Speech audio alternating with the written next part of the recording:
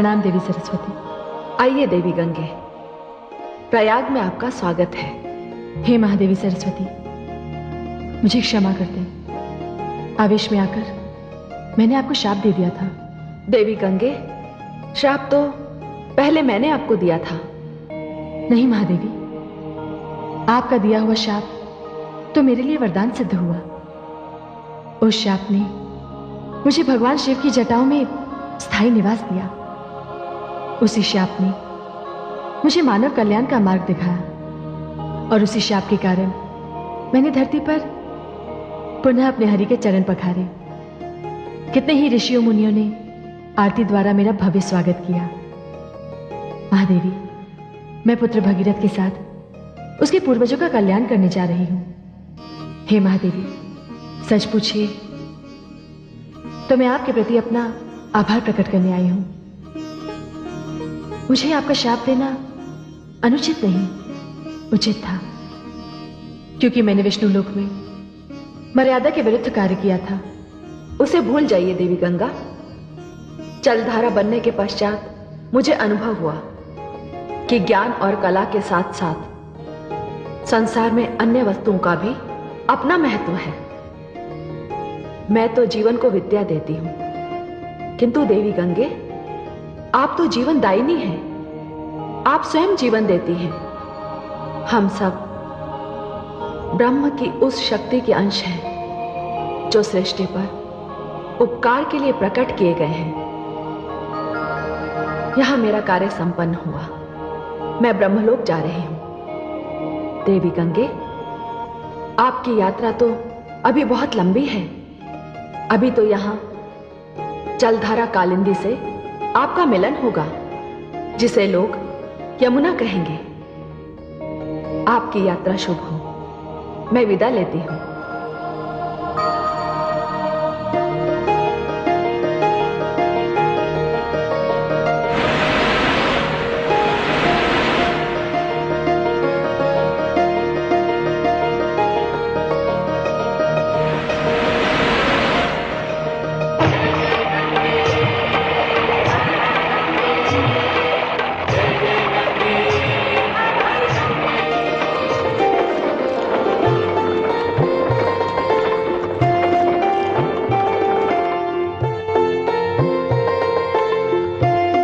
प्रतीत होता है यह किसी महान तपस्वी का आश्रम है। उनके दर्शन किए बिना जाना उचित नहीं।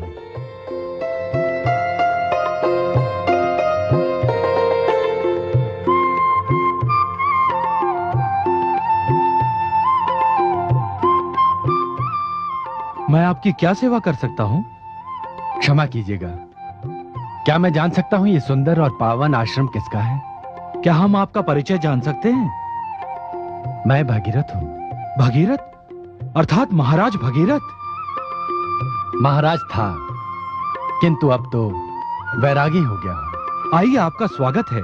यह हमारे गुरुदेव महान ऋषि जहनु का आश्रम है। महर्षि जहनु? मैं अभी जाकर उनके दर्शन करता हूं। भगीरथ! माता, आपको कुछ देर यहां विश्राम करना होगा। मैं महर्षि जहनु के दर्शन करके शीघ्र आता हूं। जहनु ऋषि? हाँ माता।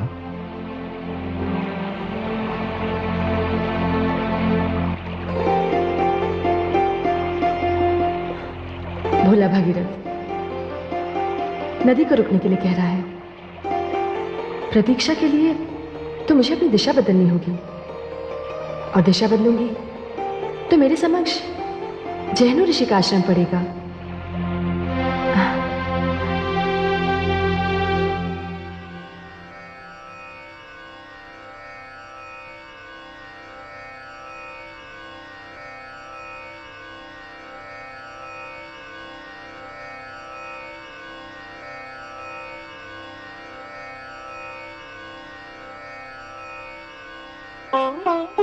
महर्षि जहनु, आपके श्री चरणों में भगीरथ प्रणाम करता है। महाराज भगीरथ,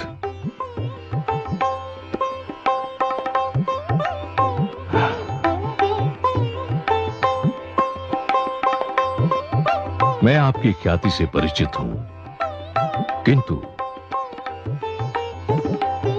आपका ये वैरागी रूप देखकर आश्चर्यचकित हूं।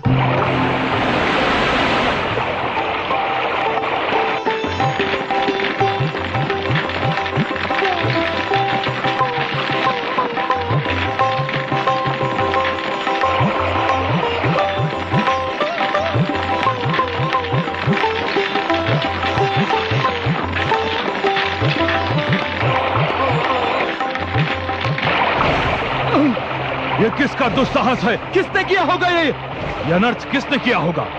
कौन हो सकता है?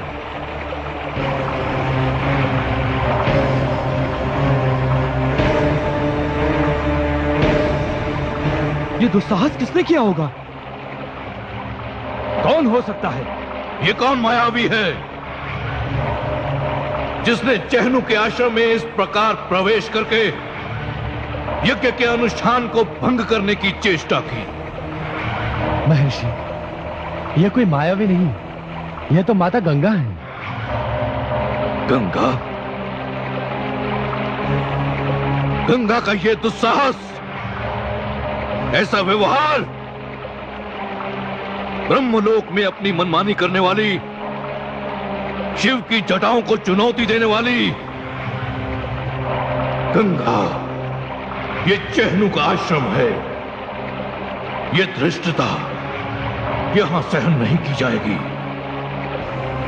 यदि तुझे अपनी विशालता पर इतना अभिमान है तो देख, तुझे ये जहनु ऋषि क्या दंड देता है।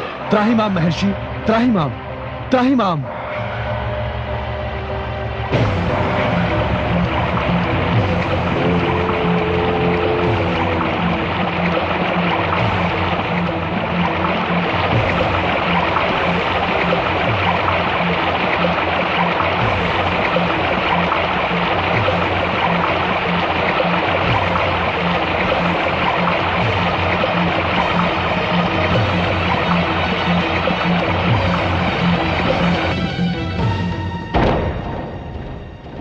बस इतनी ही शक्ति थी तुझ में? तेरी इतनी ही क्षमता थी? तू एक ऋषि की प्यास भी नहीं बुझा सकी? महर्षि, महर्षि, महर्षि, महर्षि, ये क्या किया आपने महर्षि? मैंने क्या किया? गंगा को उसकी धृष्टता का दंड दे दिया। और क्या किया मैंने? नहीं महर्षि, नहीं, आपको माता गंगा को लौटाना होगा महर्षि, आपको माता गंगा को लौटाना होगा। राजन, शांत हो जाओ। हां, तो मैं तुमसे पूछ रहा था कि तुमने ये वैराग्य क्यों धारण किया? हे महर्षि, मेरे वैराग्य का कारण भी माता गंगा ही है। कपिल मुनि की ज्वाला से भस्म हुए मेरे पूर्वज माता गंगा की ही प्रतीक्षा कर रहे हैं। यदि माता गंगा की जलधारा वहां तक नहीं पहुंची तो उन्हें मोक्ष नहीं मिलेगा, उनकी मुक्ति नहीं होगी, मेरे संकल्प की पूर्ति नहीं होगी। मेरा वैराग्य व्यर्थ जाएगा महर्षि, मेरा वैराग्य व्यर्थ जाएगा। हे महर्षि, मुझ पर कृपा कीजिए, मेरे पूर्वजों पर कृपा कीजिए। मैं आपके श्री चरणों में तब तक पड़ा रहूंगा जब तक आप माता गंगा को मुक्त नहीं कर देते।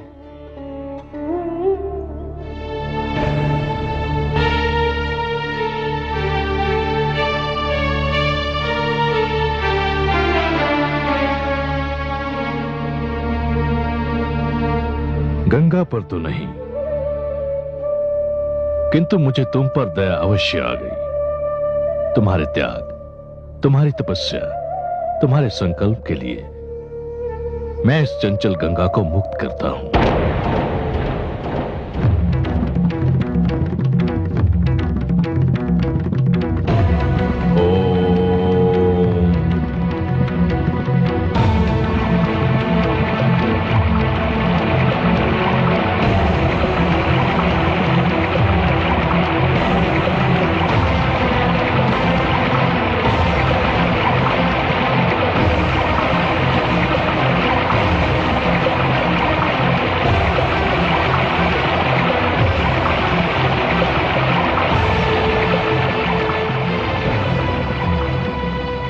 महर्षि, मैं सदा आपका आभारी रहूंगा।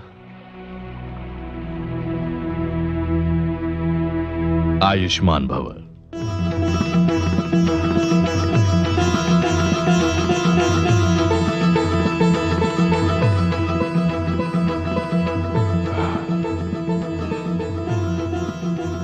अब इस गंगा को लोग जानवी कहकर पुकारेंगे।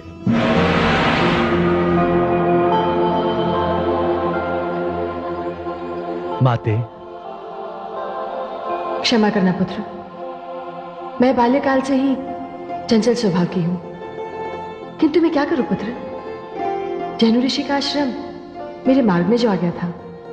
कुछ भी हो माते, किंतु अब मेरी विनती है कि आप मेरे साथ साथ ही चलें, क्योंकि यदि आप कोई ऐसी घटना घट जाती है तो मेरे पूर्वजों का उद्धार नहीं होगा माते। एक उपाय है पुत्र। वो क्या है माते? तुम मुझे कोई ऐसी कथा सुनाओ कि जिसे सुनकर मेरा ध्यान कहीं और लगे ही नहीं। जैसी आपकी इच्छा माते, आप ही बताइए, आप किसकी कथा सुनना चाहेंगी? तुम मुझे अपने पूर्वजों की कथा सुनाओ, जिनके उद्धार के लिए तुम मुझे ले जा रहे हो। अच्छा माते, माते आप तो जानती हैं कि मैं महान सम्राट महाराज सगर का वंशज हूं। सगर? सगर का अर्थ जानते हो पुत्र? हाँ माते, गर का अर्थ होता है विष और सगर का अर्थ होता है विष के साथ। हाँ पुत्र, सगर का यही अर्थ होता है, किंतु ऐसा विचित्र नाम किसने रखा था उनका? यह तो आपको कथा सुनने के पश्चात ही ज्ञात होगा माते। वैसे महाराज सगर के जन्म की कथा है बड़ी विचित्र। तब तो ये कथा मैं अवश्य सुनूंगी पुत्र। यात्रा बड़ी लंबी है, सुनते सुनते कट जाएगी। तो सुनिए माते। महाराज बाहुक महाराज सगर के पिता थे। यह मैं तब की बात बता रहा हूं जब महाराज सगर का जन्म ही नहीं हुआ था। महाराज बाहुक के शत्रुओं ने उन पर आक्रमण करके उनसे उनकी राजधानी छीन ली। महाराज बाहुक अपने पत्नियों समेत एक छोटे से नगर में चले गए। वो वहीं अपना जीवन व्यतीत कर रहे थे कि अचानक उनकी मृत्यु हो गई।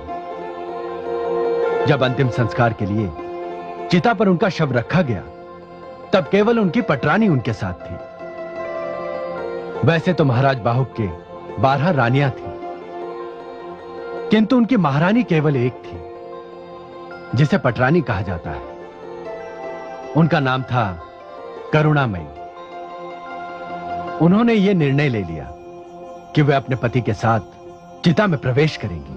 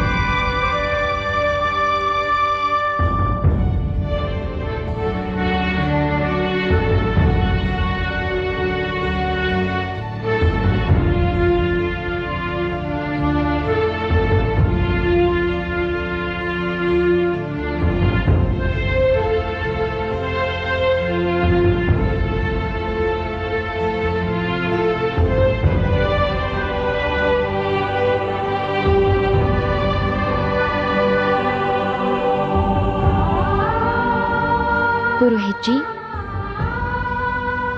जी महारानी जी। ये बात सभी जानते हैं कि मैं तथा महाराज की अन्य 11 रानियां महाराज को तथा इस राज्य को उत्तराधिकारी नहीं दे सकी। इसलिए पुरोहित होने के नाते आपका ये कर्तव्य भी है तथा धर्म भी है कि हमारे अंतिम संस्कार के लिए अग्नि का दान आप करेंगे। महारानी जी, आपने सत्य कहा। मैं अपने कर्तव्य का पालन करूंगा।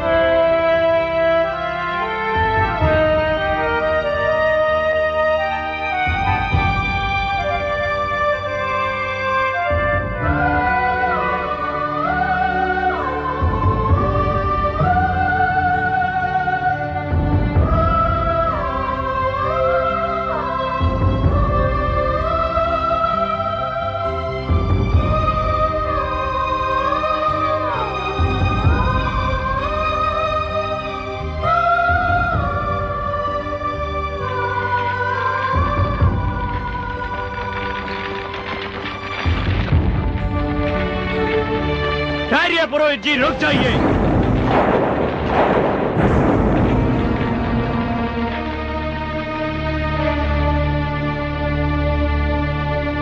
अच्छा हुआ मैं समय पर यहाँ पहुँच गया, अन्यथा अनर्थ हो जाता। आपने महाराज के अंतिम संस्कार की अंतिम विधि को रोककर अनर्थ ही तो किया ऋषि औरव। जहाँ तक मेरा प्रश्न है, मैं सती प्रथा के विरुद्ध हूँ, किंतु आपको इस अनुष्ठान से रोकने का कारण कुछ और ही। महारानी करुणामयी, कदाचित आप नहीं जानती और सब भी नहीं जानते, आप महाराज के साथ अपने प्राण देकर एक और प्राण की बलि दे रहे हैं। ये आप क्या कह रहे हैं ऋषि औरव? यदि आप मुझे महाराज के साथ अग्नि में प्रवेश करने से रोकना चाहते हैं तो आपका प्रयास सफल नहीं होगा। मेरा निर्णय अटल है। नहीं महारानी करुणामयी, महारानी, मैं अपनी दिव्य दृष्टि से देख रहा हूं कि आपके गर्भ में महाराज बाहुक की संतान पल रहे हैं।